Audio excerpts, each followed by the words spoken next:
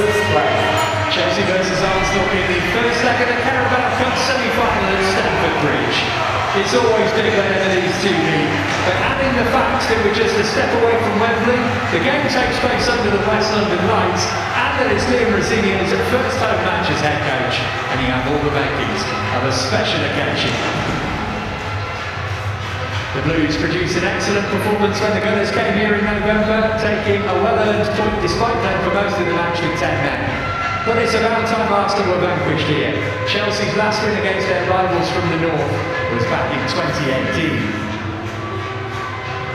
It's the first home game for the Blues in this competition since last season's third round, after wins away to Lincoln, Wolves and Cardiff so far this term.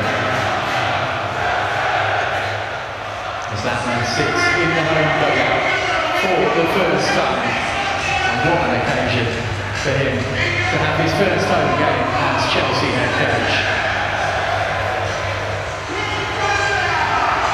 Let's take a check on the team's end. Chelsea welcome back Mark Cucurella from suspension. Cole Palmer and Reece James are not involved. There's no Moises Caicedo because of suspension.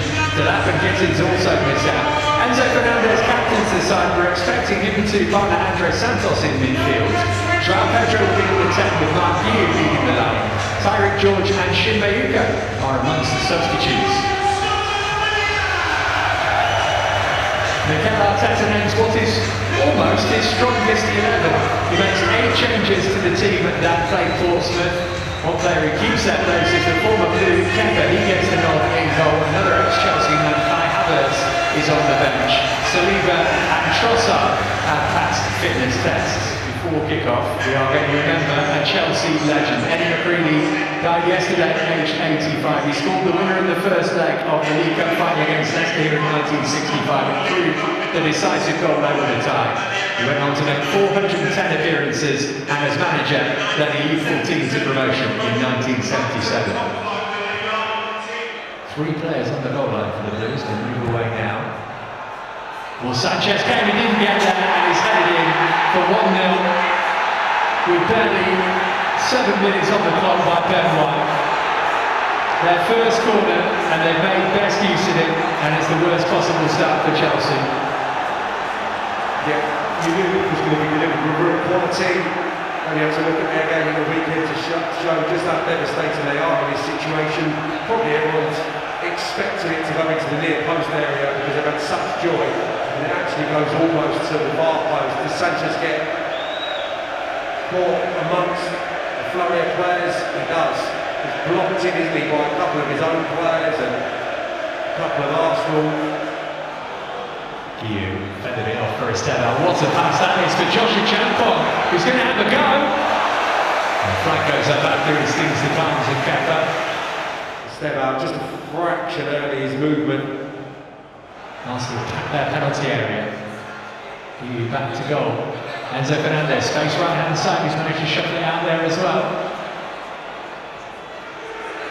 Fernandez again, that's a great ball for Joao Pedro, playing it across defensive goal rather than shoot himself. And if he'd had his time again, he might have made a different decision. Yeah, strange, because ultimately he looked like he was in a scoring position, really well found. Well, I don't know, it's probably going to be blocked, isn't it? Enzo Fernandez again, instead of hugging that touchline and finding the space. What can he do with it? Up against Timber. Oh, that was smack bang on target.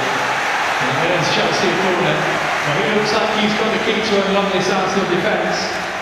Graham Marshall did all the way at the expense of the throw. And then has to get back into position quickly. Got to be careful with his challenge as well on a hook kick. Saka just brushed inside. White on the overlap. Oh, Sanchez has lost it. The Operas are tapping in for 2-0. Horrible moment for the Chelsea defence. They scored at the start of the first half. They've done the same at the start of the second. Oh, Victor Gyökeres, desperate for a goal, has been given one gift wrap there. And even with a game and a half to go, it looks a long way back for Chelsea now.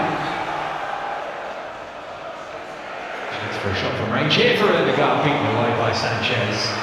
Lots of time and space to measure that, the Arsenal captain. Too hot for the Chelsea goalkeeper to handle. Oh, Enzo Fernandez will be able to get to this. stealing in on Saliba, it's broken with Joao Pedro. Here's Neto, got Nacho desperate to get involved far side. He's sent over that way, it'll come to Alejandro Garnacho! Chelsea back in it! Instant impact from the Argentine! Well, that's great to keep his composure and make sure that he strikes it true along the target. I thought that Fernandez had just hesitated a fraction here. He read the loose touch from Odegaard and then his touch.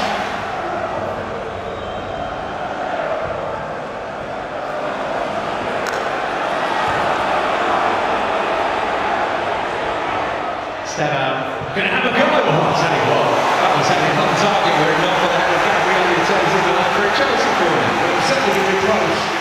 I would suggest it was still maybe going to miss the far post, but it was swinging it, was bending in towards the far corner. Looking for Gyökeres, bit of space from here, lady off. Zubimendi, 3-1. So much time he had to put that into the back of Sanchez now. And just when Chelsea thought they were back in it, Arsenal put away again. Extending down Arsenal's right-hand side again.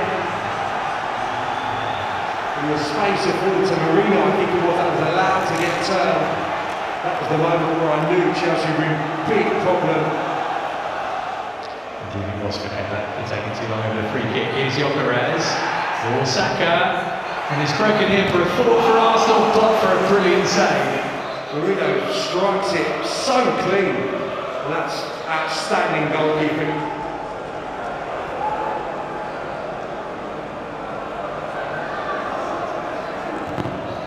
Over it comes, one is loose, there's Garnacho! He's done it again! And Chelsea are back within a goal again! And just like in the quarter-final, it's Garnacho at the double, it's Chelsea 2, Arsenal 3. And what's going to happen next?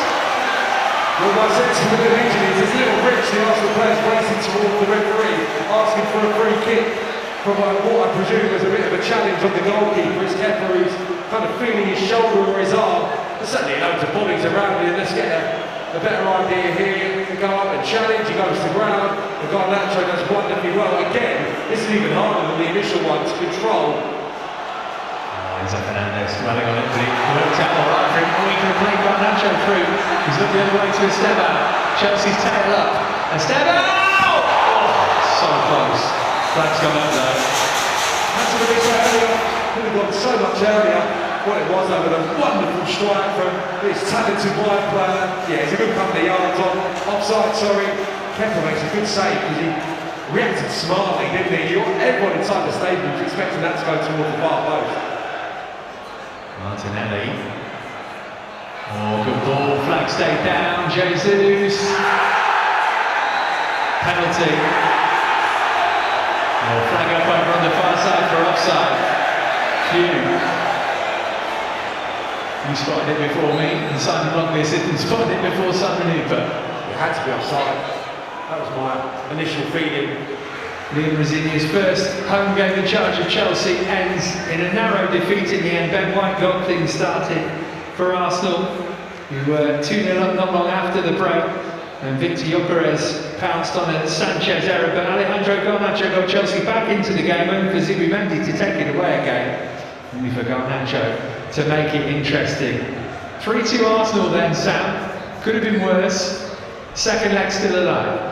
It's not the worst outcome at all. I think it's going to be a tall order going to the Emirates, the format they've been in, especially at home this season, but with some returning players, some big players as well for Chelsea. In isolation, we know Chelsea can turn up in big games.